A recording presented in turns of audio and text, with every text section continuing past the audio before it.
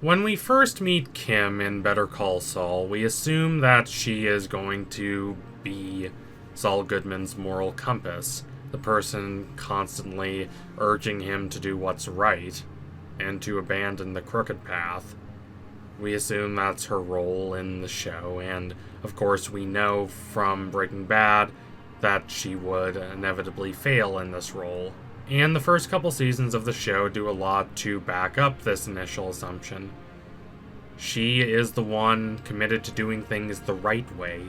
She is committed to being a legitimate and successful and well-respected lawyer, even if it means working long, hard hours for people who do not care about her and do not respect what she is doing. Even when it means causing herself great psychological and even physical harm.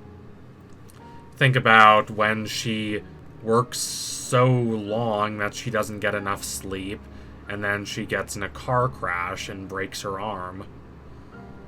But there is another side to Kim. The side that is committed to pulling scams with Jimmy from the beginning. Now, brushing these little excursions off as simple, harmless fun, catharsis after all the drudgery she endures is easy and straightforward, and to a certain extent it is that to her, at least at first. But by the end of Season 5, and especially in Season 6, we've become more fully aware that there is a different, darker side to Kim.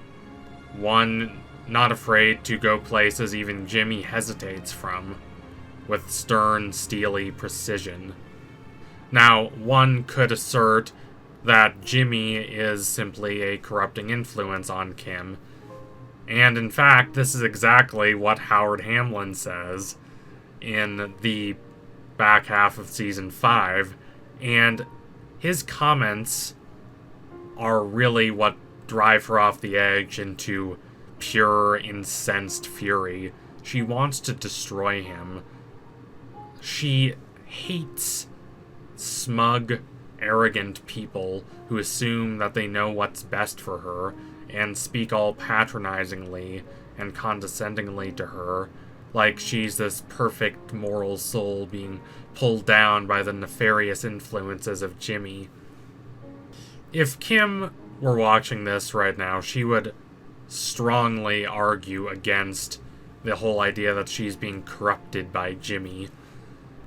She would absolutely assert that she does things her own way and goes on her own path. "You don't save me, I save me," as she famously says. Now, it's really interesting that so much of her primal fury directed toward Howard does come down to what he says to her at the end of Season 5 and the general attitude that his words exemplify. Now, Howard was, in fact, quite terrible to her early in the show, taking credit for her work, giving her demeaning tasks, never fully taking her seriously. But Howard tried to change. He tried to become a better person. He tried to think earnestly about who he had done wrong to those in his life and how he could try and make it up to them. Sure, he's still a bit smug and a bit of an egotist and a bit of a narcissist almost. Very obsessed with the performative acts of being a better person in this kind of ostentatious way, but he is still sincere. Kim does not really despise him for the specific things he did to her in the past.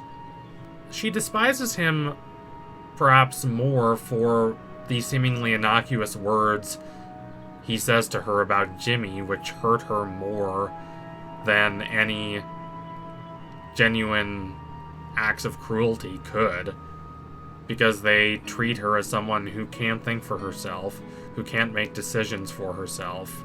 At least that's how Kim takes it. Now, as Kim's campaign to destroy Howard's career and cause him to completely lose the lofty, elevated status he enjoys develops throughout the course of Season 6, the true attitude of Kim toward Howard comes into focus. She revels in the chance to ruin him for the same reason that she enjoys pulling one over on all those arrogant, ostentatious marks that she fools with Jimmy in the early seasons of the show. It is not Howard in particular that she loathes, it's the Howards of the world, whom she views as these smug, self-satisfied careerists who act like they are the best people in the world, that they are refined, noble, and elegant, when in reality, they have been handed a large portion of their success. They've had opportunities that someone like Kim or Jimmy never could even dream of having. And she likes getting them back. She likes trying to equalize, in a sense, the advantages they've had in life, and their general attitude of superiority, their belief that they deserve those advantages, by trying to wreck them, trying to make them look like inane fools. As for why Kim does enjoy this so much, one should look back to her childhood. She was not born into the lap of luxury with a silver spoon in her mouth like Howard Hamlin. She grew up in a nowhere town with a mom who didn't really care about her. Her mom was constantly drunk and failed to be a decent role model to her, not even reprimanding her seriously when she steals a piece of jewelry. Instead, Kim's mom was impressed that Kim managed to pull off something like that, and she gets the jewelry for her. Kim gets the sense early on that she does not live in a moral world. That, despite all the lofty claims people like Howard or Chuck will espouse about justice, the basic structure of the world is broken. It does not give people what they deserve, and the vast majority of the population, people like Kim, are ground down, forced into the dirty, messy corners of existence. Kim had to pull herself up. She committed herself to being a legitimate and respectable lawyer. She accepted, with a bit of resignation, all the insensitive and thoughtless comments people directed at her, and she just kept laser focused on climbing the corporate ladder and trying to be a successful lawyer. Eventually, she achieves that goal. She is a powerful, well-respected corporate lawyer. But this position does not satisfy her because she is stuck trying to grease the wheels for people she does not like and does not respect. People who are much more like Howard Hamlin than they are people from a hard-scrabble background like her and Jimmy. Now, it could be very easy to feel sympathetic toward Kim for this attitude, but the show does make sure to demonstrate that she does care more about destroying Howard than she does about helping people like her and Jimmy. She claims that she wants to destroy Howard to get the money sooner in order to fund her own practices to help those in need.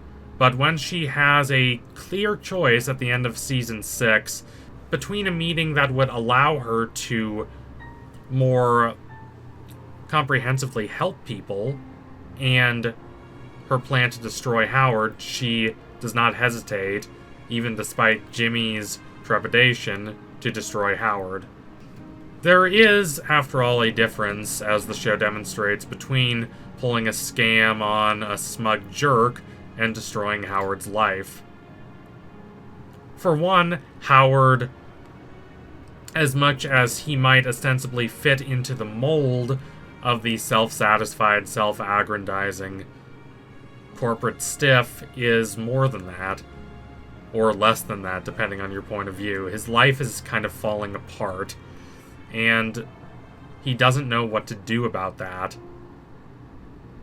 His marriage has gone cold, and he only has his work, and even that is now being taken from him by Kim, and he ends up losing his life because of the end result of her schemes. Now, she obviously did not want to kill him, but she did seek to destroy his life, and it is because of that destruction that Howard comes over to her house and ends up getting killed by Lalo. Actions have consequences, even unexpected ones.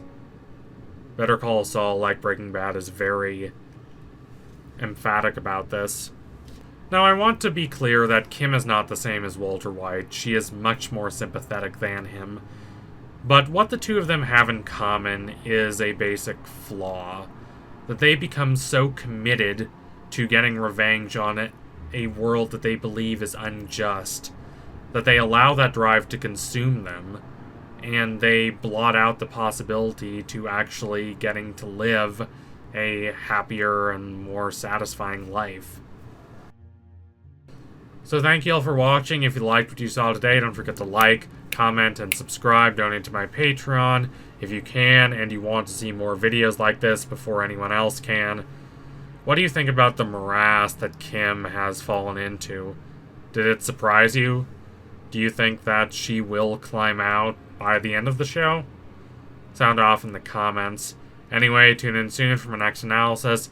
Will be coming soon. Promise you that. Thank y'all again. Adios, comrades.